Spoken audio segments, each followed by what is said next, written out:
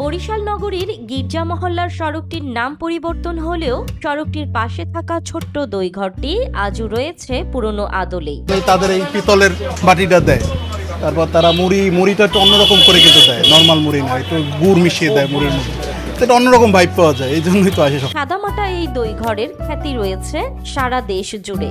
দইঘর নাম হলেও গির্জা মহল্লার দদিঘর নামে চেনে সবাই। ভোর থেকে গভীর রাত পর্যন্ত ভোজন রসিকদের আনাগোনা থাকে ছোট্ট এই দইঘরে। 1930 সাল থেকে এটা প্রতিষ্ঠিত হয়েছে।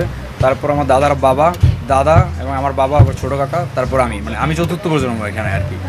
এটা 94 বছর থেকে একটানাই গির্জা মহল্লা মাজারের সামনে চলতেছে, আর আমাদের একই পরিবেশে একই কোয়ালিটি মেনটেন করে আমরা খাবার তৈরি করতেছি এখানে। এই ঈদে জামা জুতো অ্যাক্সেসরিজের ডিসকাউন্ট।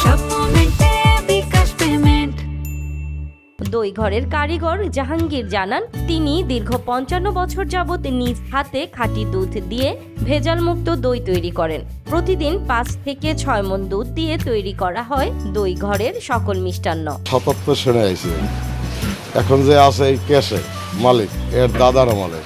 আমরা ভেজাল কোনো জিনিস তৈরি করি না, এই দুধ সলিড দুধ, কোনো ভেজাল নেই।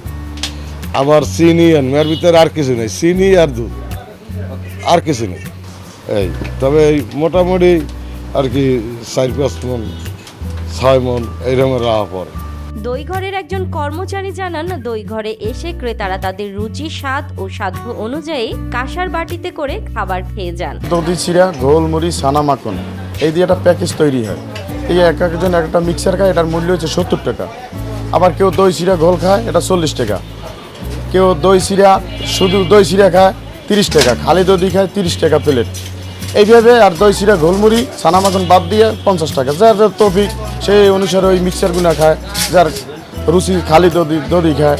এই কাঁসার বাটি একবার পাল্টান্য হয়েছে, কাস্টমার আসে না, ওই ঐতিহ্যটা ধরে রাখছে এরা, এই জন্য। দইঘরে খাবার পরিবেশনের কারণে খাবার খাওয়ার স্বাদ এবং অনুভূতি আলাদা। দইঘরে স্বল্প মূল্যে আসল স্বাদের খাবার পাওয়া যায়। পার্টিটার দিকেই তাকান, যা কোথাও নাই। এবং এই খাবারের যে আইটেমগুলো, ওই আমরা যেটা বলি মুড়ি মুরকি, সবগুলো মিক্স করে একসাথে, মানে স্বাদটাও ভিন্ন হয়। কোথাও হয়তো শুধু ঘোল পাওয়া যায়, নয়তো শুধু মিষ্টি পাওয়া যায় বা দধি পাওয়া যায়, এখানে সবগুলোই একসাথে পাওয়া যায়। খাবারের ভিন্নতা আছে।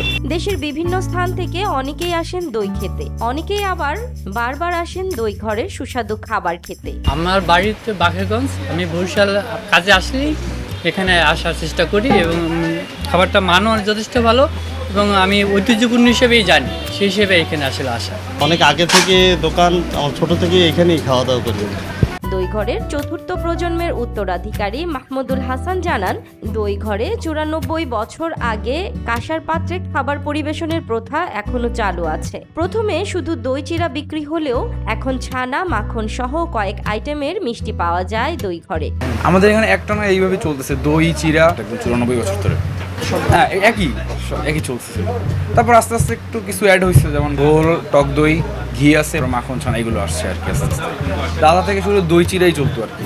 মাহমুদুল হাসান আরও জানান, বর্তমানে সবকিছুর দাম বাড়ায় ব্যবসায় কিছুটা টানাপোড়েন রয়েছে। আগে মোটামুটি ভালো ছিল, এখন কিছুটা দাম বাড়ার কারণে কিছুটা কষ্টসাধ্য আমাদের জন্য।